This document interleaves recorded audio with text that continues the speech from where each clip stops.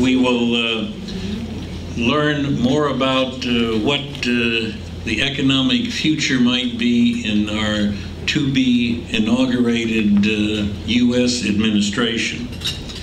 We have with us Professor Dr. Max Otte, who is a published author. He wrote, among other things, The Crash Will Come, and which dealt with the U.S. subprime problem that was our economic crisis in 2007. Professor Otto took his Abitur at the Albert Schweitzer Gymnasium in Pottenberg. He then went on ultimately to receive a PhD in Princeton, worked in Boston, has returned to Germany, but in the interim became a U.S. citizen, among other things. And he is here to discuss what the Trump administration shall look like, in particular dealing with U.S.-European relations after Trump. And I perceive from the dinner conversation this will be perhaps the first event I've been to where things are not put in a negative tone in general. So with that, Professor Otte, may I give you the podium here, and I will sit down and shut up like I should most of the time.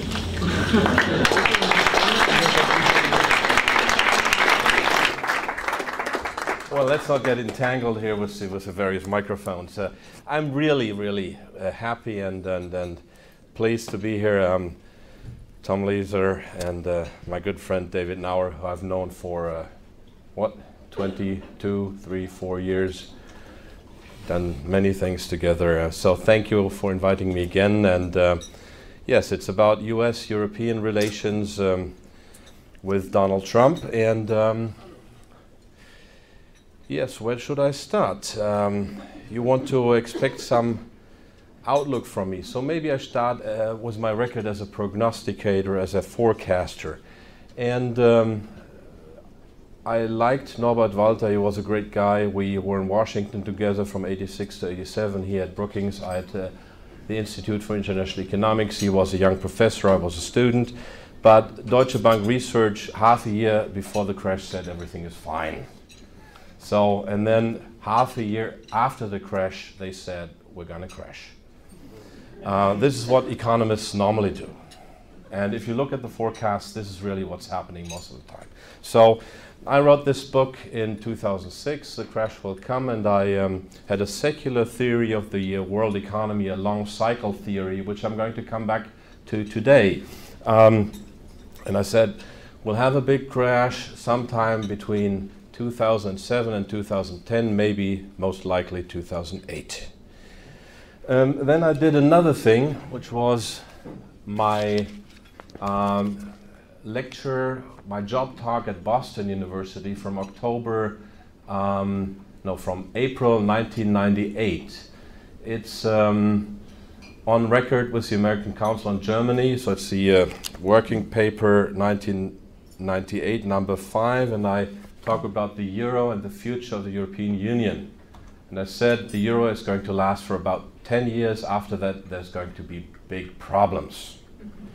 And we'll have, I'm going to come back to this paper. So those are the two big forecasts I made. And then there's another one I made on ZDF after Obama was elected the first time.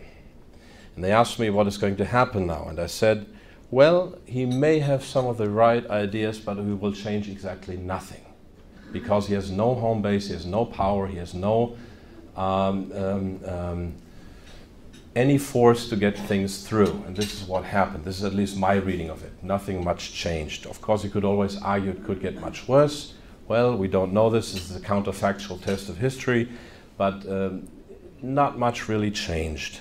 Okay, so this is me as a forecaster. The secret of good forecast. I'm very happy I don't run a research institute or a forecasting institute, because if you have to come up with a forecast every half year, you're going to fail. The good thing about, or the important thing about forecasts is make them only when you have a fair degree of confidence. You can do that only if you're not paid for them. So that's one of the secrets of the trade. So we go to our president-elect, and I must admit I had a slight sympathy for him. So I'm coming out up front. A sympathy that has deepened since then. And I will explain why and what the reason is and the implications of this. First, I show you this. This is his book, The Art of the Deal, which my friend Marco Brockhaus, head of Brockhaus Private Equity here in Frankfurt, gave me in 1987. Dear Max, a present from America for your future business dealings.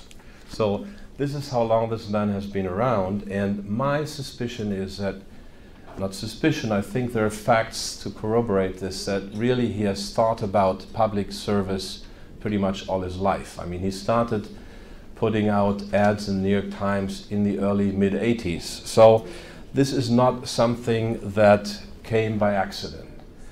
The president-elect has waited for the right time, and then he has made a bid and he won. And because the German press was even more negative on Trump than the American press, way more so. And there was literally no dissenting voice. I thought I should listen to 4 hours or 5 of Trump's speeches on YouTube. You can do that these days. And what I listened to made sense. He was somebody who the German press and also the American press called him a divider. I don't think so. He calls himself a unifier. What he did was he pointed to a fact that there's some deep divisions in American society, and that some big problems which neither of the establishment candidates would recognize. And you have to address them and tell that they're there before you can address them. There's the racial unrest, there is the poverty, there's the public debt. All these things were put out pretty bluntly in the speeches. And of course, this is something the establishment doesn't like. I noticed the deep divisions first in 2005 when I was part of an international conference in Kiel, where we had a conference on international affairs, and there was a Democratic and a Republican professor there. And the whole 3 days, those two kept fighting pretty bitterly. And I thought, wait a minute, that's what Europeans are supposed to do. This is not the American way. But so this was the first time I saw there's deep divisions, and those need to be healed. Those need to be overcome. And then we have, of course, the family history that also, although you cannot have somebody more American than Donald Trump. I mean, he does have ties to Europe. His mother comes from a very poor Scottish family. She must have been a wonderful mother, and the grandfather, of course, as we know, is from close to here. So there are those ties. So let me go a bit into deep stuff of history, philosophy of history. And there's another figure that is very controversial, who is, take two of my notes. No, there they are. There is a Steve Bannon, who was also, of course, the press points very negatively. So let's get a first-hand impression of that person.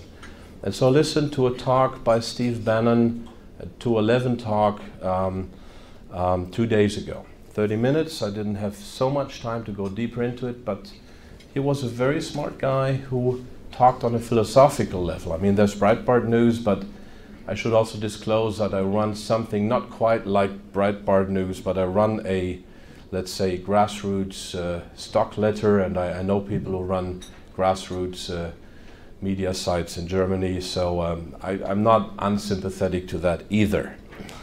So I listened to Steve Bannon, and I heard that he is influenced by Strauss and Howe, two thinkers who wrote about the cycles of American history and the turnings in American history way back even to England. And they have a theory of generations that influence American history. This also got me to think of Arthur Meyer Schlesinger, the Democratic historian, the Kennedy historian, who wrote his book, The Cycles of American History in '86. And I was there at American University when he presented it, because I was there to study for a year. And Arthur Meyer Schlesinger, before I come back to Bannon, to Strauss and Howe, said we have cycles in American history that swing, or the pendulum swings between the private interest and the public purpose. So Roosevelt, public purpose. 20s, private interest. 60s into the 70s, public purpose. After that, private interest. So don't expect, this is one thing, don't expect history to be linear. History is cyclical, or history at least has huge swings. And we're at the point that I think we have such a swing. And let me quote some of the things that Strauss and Howe say, because they are seemingly the major influence on Steve Bannon, and he of course is now chief strategist. So let me get some quotes from their books. There's turnings in history, and they have a first turning, a high and upbeat era of strengthening institutions, the 50s, weakening individualism, when a new civic order implants and the old values regime decays. Second turning is an awakening, a passionate era of spiritual upheaval, when the civic order comes under attack from a new values regime. The third, and this may sound familiar, is an unraveling, a downcast era of strengthening individualism, a weakening institutions, when the old civic order decays and the new values regimes implants.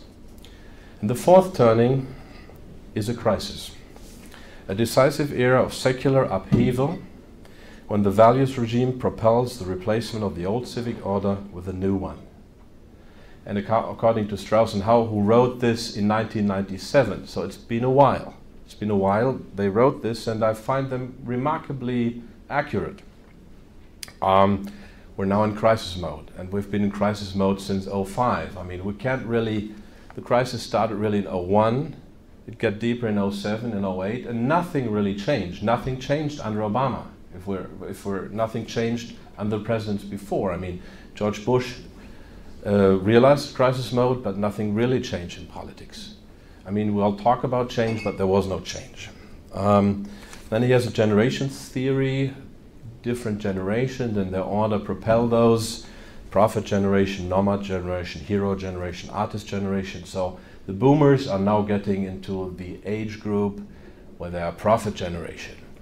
And the succeeding generation is always, the third succeeding is a hero generation. The prophets lead the heroes. Anyway, this is a bit complicated. I won't go too deeply into it.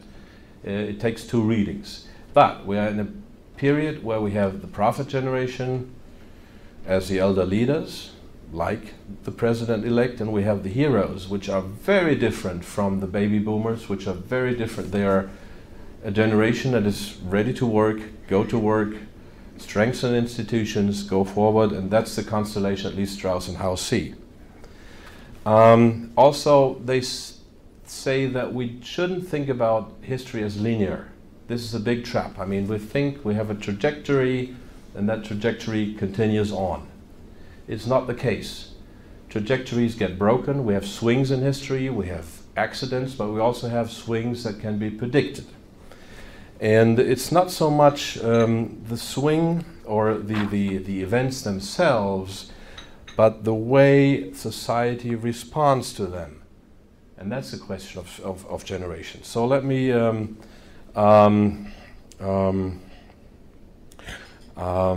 talk about those responses. Let me quote Strauss and Howe.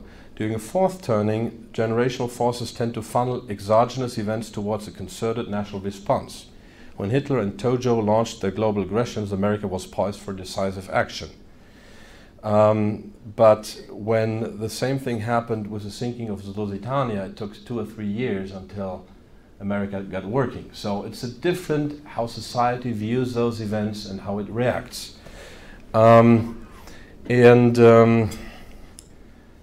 Let me talk about this fourth turning, and I agree we're in that. We have a rupture of history. We have a true rupture one that probably we had in some ways with the New Deal, which had many applaudable things. Institutions got strengthened. It was a good time for America. It was a democratic era. It's not about Republicans and Democrats. It's about deeper things. So what does Strauss and Howe say? Well, they say, before long, America's old civic order will seem ruined beyond despair. People will feel like a magnet has passed over society's disk drive, blanking out the social contract, wiping out old deals, clearing the books of vast unpayable promises to which people have once felt entitled. I mean, isn't that the entitlements that the boomer generation is looking forward to? The economy could reach a trough that may look to be the start of a depression. Well, we're in that. With American weakness newly exposed, foreign dangers could erupt. Soon after the catalyst, a national election will produce a sweeping political realignment, as one faction or coalition capitalizes on a new public demand for decisive action. Republicans, Democrats, or perhaps a new party will decisively win the long partisan tug of war, ending the era of split government that has lasted through 4 decades of awakening and unraveling. The winners will now have the power to pursue the most potent, less incrementalist agenda about which they had long dreamt and against which the adversaries had darkly warned. This new regime will enthrone itself for the duration of the crisis. Regardless of its ideology, that new leadership will assert public authority and demand private sacrifice. Where leaders had once been inclined to alleviate societal pressures, they will now aggravate them to command the nation's attention. The regeneracy will be solidly underway. So much Strauss and Howe. And also the strengthening of institutions is somewhat an irony of history that this may happen now.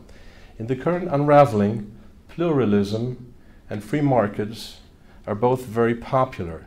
The seasonal rhythm implies that the popularity of both is now cresting. Where America back in the high, pre-seasonal thinking would suggest pushing for more of both.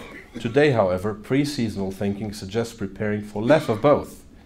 Since, come the fourth turning, America will no longer be as hospitable to we first lobbies and me first free agents. As the speculum turns, their day will ultimately come again, albeit not until the middle of the 21st century.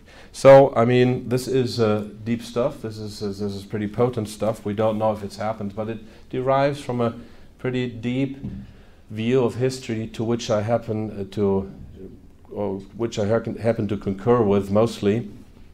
Influenced by a German philosopher called Oswald Spengler, who also thought about the cycles of history, who in turn influenced Henry Kissinger and Paul Nitze and the like. So this may happen. I mean, we may indeed be at the threshold of something quite different. And one final quote from them: "Don't think you can escape the fourth turning the way you might today distance yourself from news, national politics, or even taxes you don't feel like paying. History warns that a crisis will reshape the basic social and economic environment that you now take for granted. The fourth turning necessitates the death and rebirth of social order. It's the ultimate rite of passage for an entire people, requiring a liminal state of sheer chaos, whose nature and duration no one can predict. Well, we have chaos to some extent right now. So, I mean, this is deep stuff, but this is the stuff that apparently Steve Bannon has read. So let's look at the US in the world system. I have 2 or 3 more points. The US is the undisputed world leader. We are on a stage where China is rising, and intelligent balances and deals have to be struck. The previous globalist, interventionist elite wanted to be everywhere and picked pretty much every fight there was. Now that's probably a bit much when one looks at the world order as it stands today, and it was very reassuring for me, I mean, to hear the president-elect talk about reconciliation with Russia. Because there's Russia, there's China, there's many other spots on the globe, and if you take them on all, this might be a bit much. And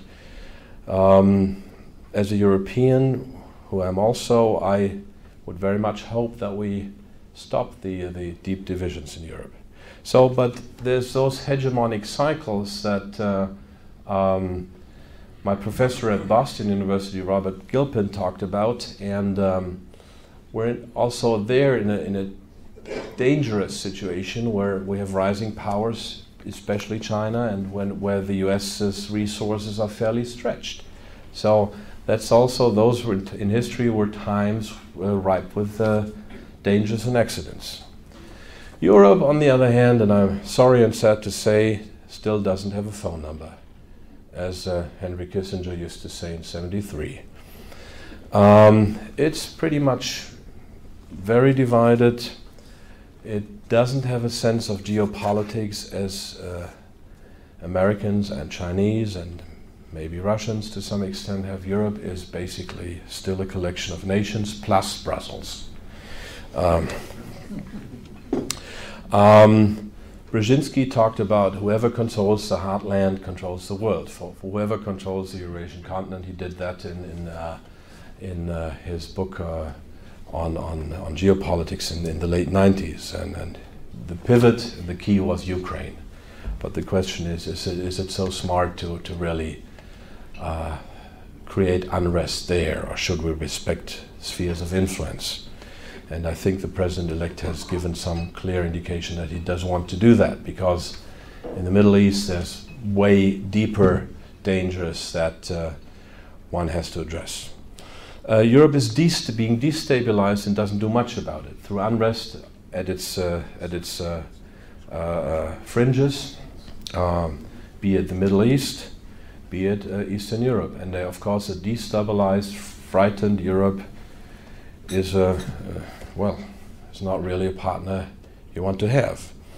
Of course, then you have people like George Friedman of Stratfor, who openly says that the goal of US policy for the past 100 years was it to prevent a Russian-German close alliance. So, but I mean, in the end, I think that the US, Russia, that's all, I mean, in terms of the dangers that the world faces, we're pretty close, and we should try to minimize divisions. And I think the president-elect has given some indication that he wants to do that. And the appointment of Michael Flynn as National Security Advisor is a good indication that this is one of the lines of grand strategy he wants to pursue. And I completely, as a German and American citizen, American and German citizen, would very much hope so, this to be the case.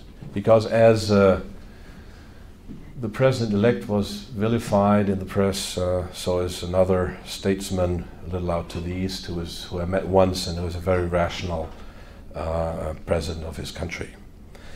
So we'll see how far Europe goes. In my paper, The Euro and the Future of the European Union of '98, on record I wrote, when we have this crisis in Europe, when the euro develops severe problems because it's just not the right construction for Europe, we'll have a sweeping reform in Europe, and we'll get a democratic European Union. Well, let's wait and see. I mean, Brussels is still fairly entrenched. There's 10,000 people in Brussels who earn more than the British Prime Minister, Theresa May. So it's just too comfortable to, let's say, a parking spot for politicians. So Europe fights back, and it fights back, the European Union fights back. Let me read 2 or 3 quotes from Gabor Steingart, the editor-in-chief of the Handelsblatt. And he puts it very nicely, and he's not really in nowhere one is further away from Europe than in Brussels. Doubts, to doubt the EU is to doubt God. Institutions that nobody knows function according to mechanisms that nobody understands.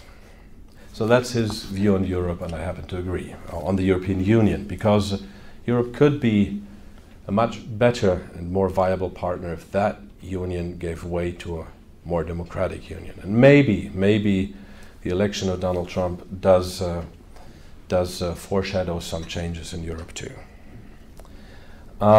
So let's look at the refreshing new style of leadership. I was, let's say, smiling when I read the last tweet. I mean, I talked to David about this. Maybe the tweets at some point have to stop during the presidency, but we don't know. But it's a nice and new way to communicate with the public. And there was a tweet that Boeing was charging too much for Air Force One. The $4 billion is too much. I mean, whenever has a president done this? This was considered to be no presidential, but it's absolutely right. I mean, Washington has become a place where you can just present your bill and you get it paid. I mean, so I think it's wonderful. It's wonderful. And then the media was talking about how he makes the Apprentice 2.0 with the candidates for the Office of Secretary of State. Well, I mean, that's a way of communicating. It's a transparent process. That's what we want, don't we? I mean, so it has its charms. And the appointments I found very, I mean, I'm sitting here in Germany with my company, with my asset management company, with my media company. I'm in the US not that often, so David Nauer is much more the person to know what's going on, but I'm observing, and the appointments that have been made, I mean, of course, I think Michael Flynn is a wonderful choice. Reconciliation with Russia is just what we need. I think, and I gave you some of the quotes, that Steve Bannon at least is a deep, deep thinker about the deep recurrence of history. There's some very skilled operators. I think those are very, very encouraging and smart personal choices. So at least that's my cut. So let me end at this point with a quote of, or a saying of one of my heroes. As an investor, I look to fundamental investing, to Warren Buffett. I've been in Omaha a couple of times, and he, of course, was a huge supporter of Hillary Clinton. He's been Democrat all his life, and he's saying the nation must coalesce behind the president. That's it. Thank you very much.